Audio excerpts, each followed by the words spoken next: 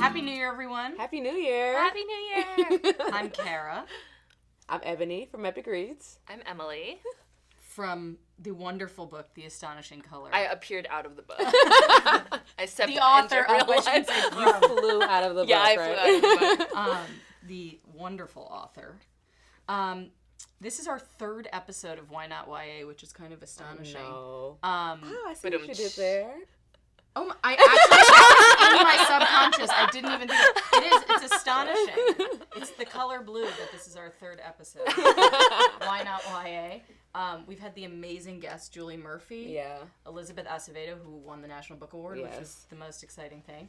And now we are here with this incredible book by this incredible author. So this month's theme is Lost, and we're so excited to have Emily X.R, who's the author of The Astonishing Color of After. When we launched this, a lot of people said they've already read the book or they're starting to read the book, so it's perfect. So we're so excited to have you here. Thank you for coming in. So, like I said, this month's theme is Lost. The Astonishing Color of After is about a half-Taiwanese protagonist, Lei, who unfortunately loses her mother to suicide, and so she's kind of trying to figure out, where her mother comes from. There's a lot of secrets within the family that she wants to figure out, and she goes to Taiwan. She meets her maternal grandparents for the first time. And so I feel like it's really interesting. It's like the New Year's. Everybody has like New Year's resolutions. People trying to get their body right. They're trying to get their mind right.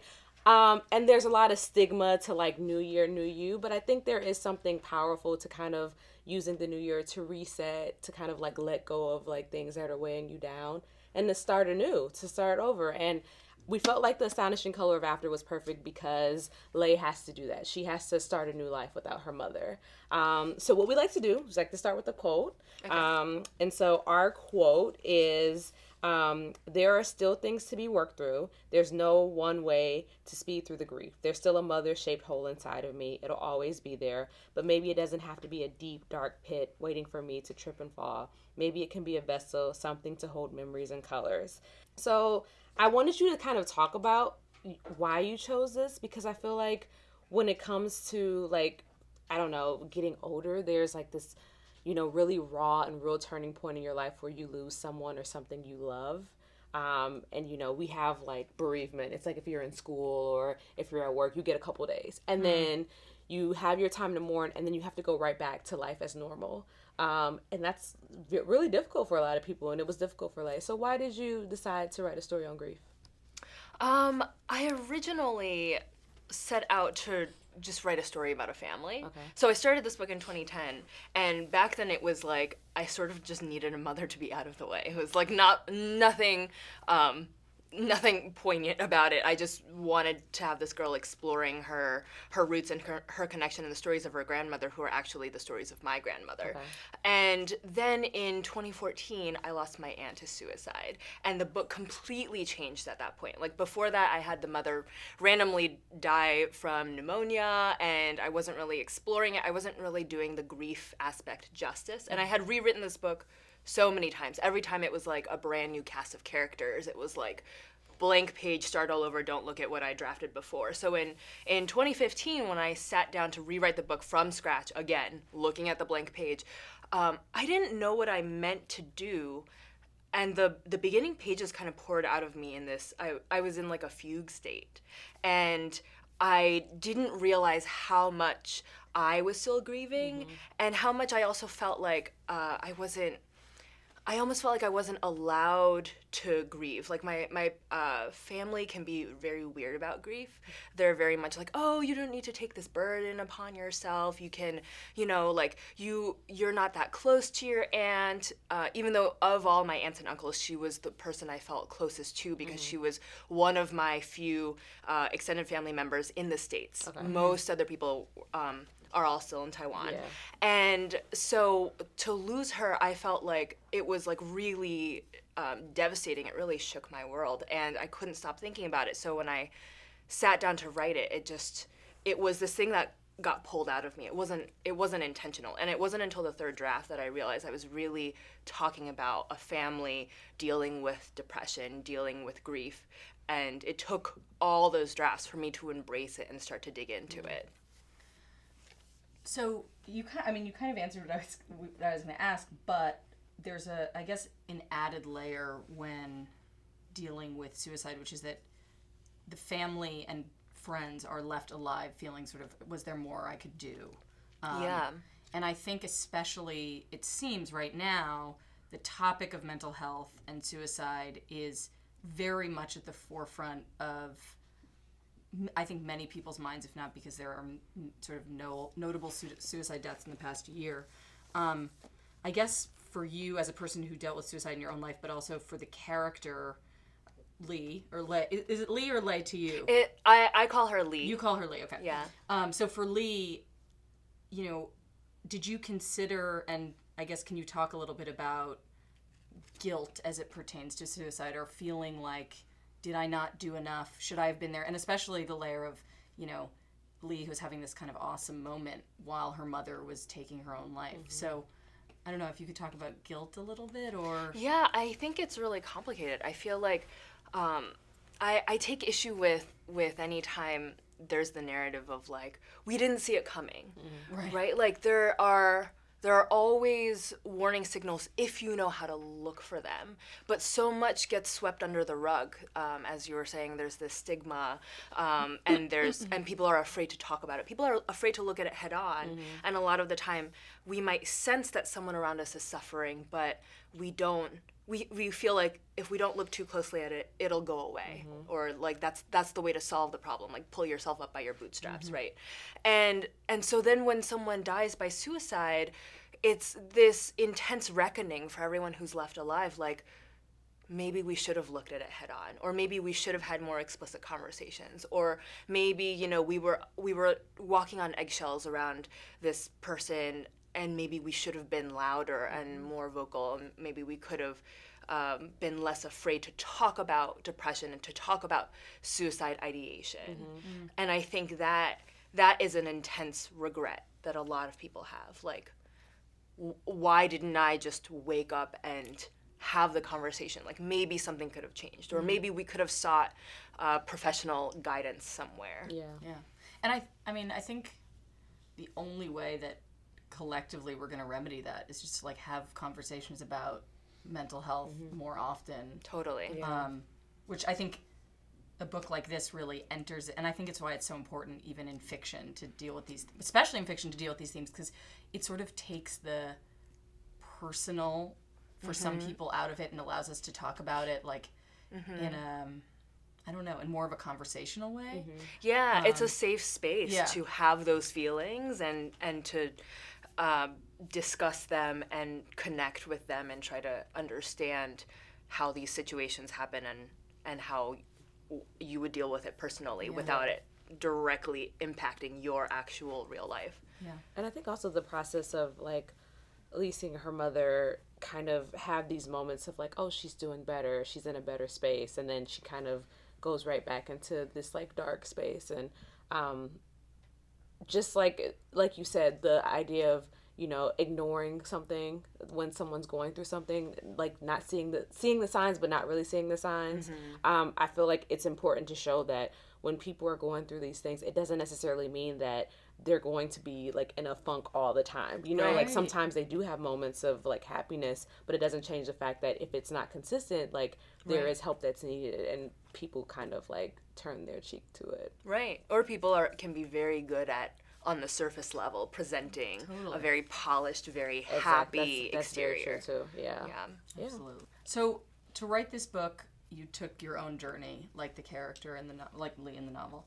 Can you talk a little bit more about your choice to visit Taiwan and how you weave that trip into the novel? I mean, it's very clear once you read the novel, but I'm curious about sort of why, or what made you want to take that trip. And also, do you think in a certain way for Lee as a character that trip was kind of her way of saving her mom a little bit, even though her mom had been lost, that it was sort of a way to retrace her in a way that she couldn't in life? I actually, when I first started writing the book, I set it in Shanghai, and it didn't make sense. I was sitting in, my family is in Taiwan. I consider myself both Chinese and Taiwanese, but my family mostly, they're all in Taiwan. And I said it in Shanghai only because my parents didn't want me to go to Taiwan because they didn't want me to impose on my family. My grandfather was dealing with health problems and dementia, and there was a lot of tension, and she was just like, no, you shouldn't, like, if you go, it's going to be really stressful for everyone.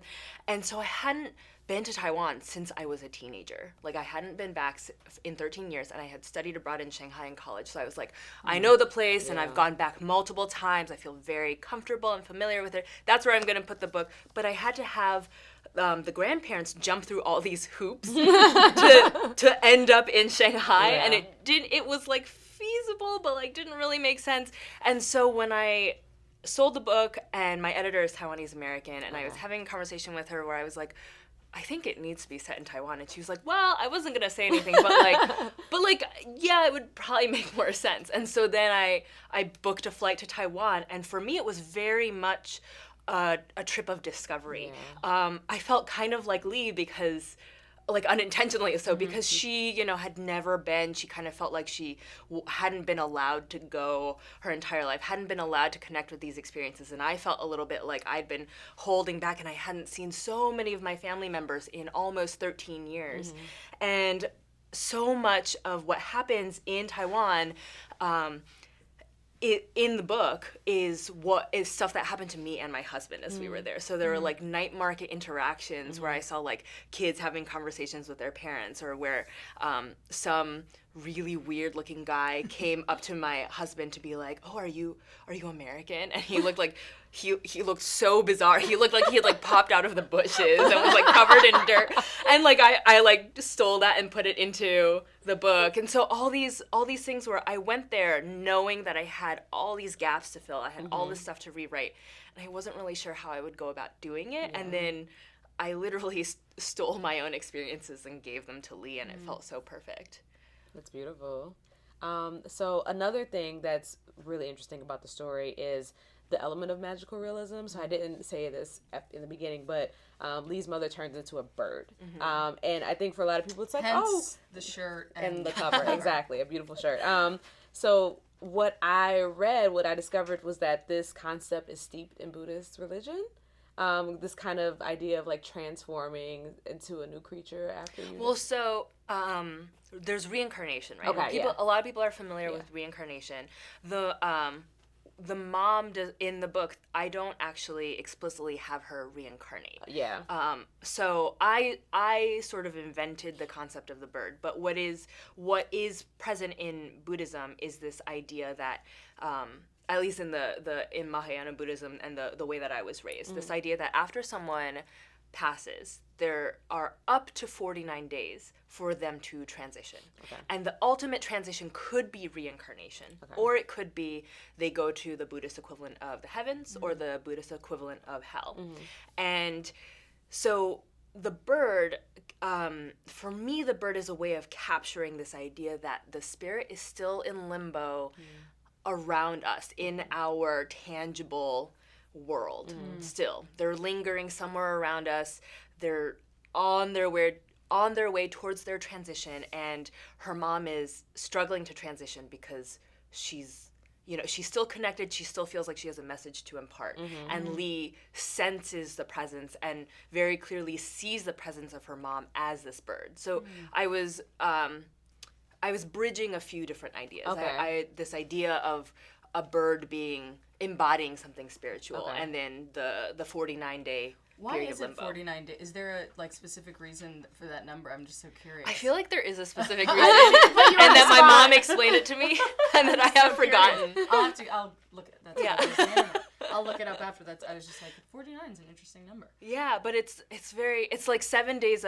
It's 7 by 7. It's seven weeks of 7 days. Got it. I can't remember why the 7 is. Is that so like a significant. traditional mourning period, or is that just for people who practice the style of Buddhism? Yeah, people will actually go to temples and pay for monks to pray for 49 days after a person's passing, in the hopes that it guides them towards a better transition. Interesting. So a Yeah. pay for monk. That's great. That's really Yeah, interesting. so for 49 days after my aunt passed, like her name was carved on this block, and it was hanging in the temple, and the monks would regularly pray. So you tweeted about growing up Buddhist, but being hesitant to write this into your story because you didn't want it to be a religious story. But there are so many ties to like Buddhism and your culture. So what made you decide to say, you know what, screw it, I'm writing this story?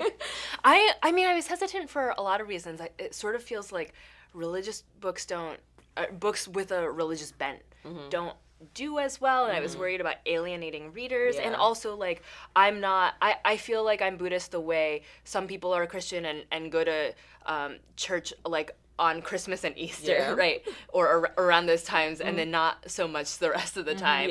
But they consider themselves to believe in God. I feel like I'm Buddhist in the same way. Like I have like statues of Guanyin in my apartment, and I'll burn incense, but I don't go to temple every week.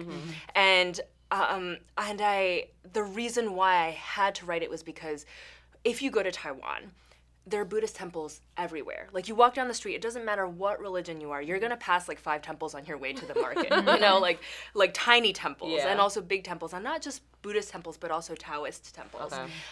It's so a part of the physical culture of the place, and so I couldn't avoid that. And I also it would have been inaccurate if I had written about Taiwan and not had Buddhism and Taoism play into it somehow. And then also because it's a huge piece of the conversation around grief and death in my family. So it's literally the context with which I think about life and death. So I wouldn't know how to write about those topics any other way. Yeah, that makes so much sense. I mean, I think in any religion, like you were saying with Christianity, like people are just looking for ways to make sense of it all when you lose someone, and that's such a universal thing. Absolutely. Yeah.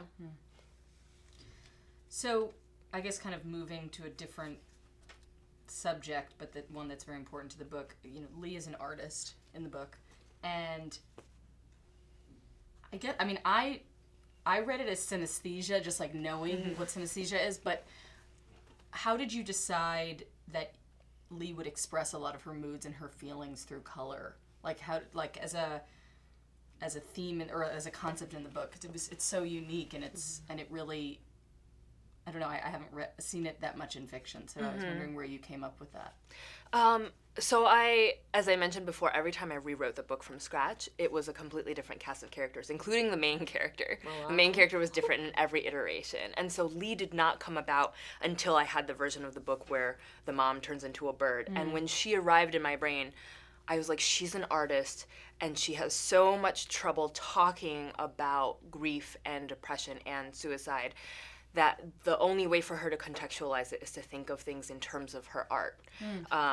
And the more I dove into it, the more sense it made to me. Like, we're so unable to talk about things and look at things head on a lot of the time. So for her to be able to use her colors it makes perfect sense to me that she would sort of talk next to it. And the idea of her using color to contextualize everything sort of arrived in the same moment that she as an artist arrived in my head. But I will say that the inspiration sort of came from my husband, who has some synesthesia tendencies, and he used to read my stories for me and give me feedback, and his feedback would be like, wow, this story is so orange. Like, the last story you wrote was like super green, you know what I mean? And I'd be like, that's not actually helpful. Like, I have no idea what to do with that information. And he would think about these things in this really, it fascinated me because I thought it was so obscure, and I couldn't, there was no clear rhyme or reason to me. But then I also had encountered people, like I had a professor in college who told us how she had colors for the days of the week. Every day of the week had a specific set color, and every number had a specific set color because she has a very strong sense of synesthesia. I was thinking about it while I was reading this book. I think we all, to a certain extent, can attribute, obviously, like, colors are signs. So, like, pink and red and black and green all mean very clear things in our daily lives. Like, green means go to me. Like, we assign values to things. Like, in wearing black to a funeral, or for in Chinese and Taiwanese culture, like wearing red for New Year, for luck. Like, we definitely assign emotional and symbolic value to colors. Yeah. It's just, I guess when someone takes, like, you're talking about your husband, like, taking it to the level of adjective. Yeah. You're like, whoa. Yeah. Like, what? Yeah. But it makes a lot of sense just as far as, like, how important color is in our daily lives. So I thought it was a really unique concept in the book. So what did he think of the book after he gave you critique? He was really into it. Yeah. He doesn't read that much fiction, so Okay. He's sort like, of this book is like hot red. I can't remember. I should ask him what color. I can't remember. I'm so curious. I like that. That's actually a pretty good Twitter of just like having color ratings for books. And like this book, like hot off the Yeah. press, this Yeah. book got like a triple red. It's like triple red star. So we do something on Belletrist that we then now do on the show, which is called the Belletrist Brief. It's a fun little just 5-thing questionnaire. Okay. And if you don't have answers, it's okay because it's on the spot, but Okay. hopefully they'll just come to you. So what's your favorite indie bookstore? Oh my God. That's mean. Okay. What's your, like, you're wearing a tote today, I noticed, from an indie. Yes. What was that one? That was Kepler's in Menlo Park in California. They're lovely. I also love McNally Jackson. That's where I launched this book. I mean, indie bookstores are the best. They're the shit. It's a hard question because it's like I actually have never met an indie bookstore I don't love. Yeah. Yeah. But Kepler's is in Menlo Park. We'll say Yeah, that because actually I I'd never love heard of that. I saw it on your Oh, tote, and I oh was my like, God. mental note. Oh yeah, they have the best tote bags. That's a good. Were there any songs that inspired you, or art, or like musicians that inspired you while you wrote the novel? Oh my gosh, I listened to a really weird mix of stuff, and so I listened to a lot of film scores. I used to want to be a film score composer. Okay. And so Oh, Because wow. you play mandolin? Yeah, I play. Yeah. I was a really intense musician growing up, Okay. and I specialized in violin, piano, and voice, and composed a lot of music as a teen. And so I always wanted to write music for movies. And so I listened to a lot of Joe Hisaishi scores, and I listened to a lot of Explosions in the Sky. I listened to a lot of progressive bluegrass. I listened to a lot of there's this. Pop star, Deng Jun, Teresa Tang. Now I'm like second guessing myself, but We can look it up I know and we can verify. if we need to make my parents just like listened to her all the time as I was growing up, and so she's kind of like these like Chinese pop oldies that I reference in the book too. Okay. So I listened to that to bring in some of that feeling of that time period, and I listened to a lot of Vienna Tang. So kind of a weird mix. I when would was be writing so this. interested to see your top Spotify songs. It's weird. It is weird. Yeah. I'm sure I'd be into it. Is there a podcast that you love, or like, or one that you love particularly that you can't miss? Oh, I'm not the type of person who like listens religiously, but I really like This American Life and Radio Lab. I just listened to the first season of Serial for the first time. I envy you because it's the kind of thing that I would have liked to have found. Like, I wish I never heard it. You know when you like see something that you like so much? Yeah. You're like, I wish I never saw it so I could see yeah. it for the first Yeah. time. Yeah. It's- And I like marathoned it. Like, we had like 2 long car rides, and we just that's the played best the time to do whole it. thing. Yeah. Yeah. It's so good. Yeah. Okay. So, are there any hair or beauty products that you must have that you live and die by? Oh man. My go-to lipstick is Russian Red by MAC. Is that what you're wearing Yes, right it now? is. It's like my power lipstick. And I'm really obsessed with these soaps by Bare Soaps, bare-soaps.com. It's this small, non-profit soap company. Everything they make is 100% natural, and 20% of their profits go towards like socially conscious ventures. Like they bring vitamins and soap to Uganda, and they have like a fair trade partnership with, I think, women in India to make soaps and things, and they're just all about giving back. Like they don't take any salaries for themselves. I found out about them because one of the co-founders is this woman that I went to business school with, and so I met her, and like towards the end of like when we were about to graduate, and then she started this amazing company, and I swear by their activated charcoal soap. It's what I use to remove makeup. I like It's that. 100% natural, no parabens or Why we anything. ask, because I find charcoal out face masks. Yeah, B-A-R or B-A-R-E? BARE-soaps.com, and their charcoal soap is called Starry Night, and you can. Oh, cool. Yeah, and it's just like a bar soap, and it's amazing. I cannot travel without it. I don't use like gonna get any. it. I don't use like chemical Yeah, I don't makeup either. removers. I only use their charcoal soap. Oh. Yeah. That's very good to know. Okay, so last thing, is there anything you're working on now that you can tell us about? No pressure. I feel like I'm like.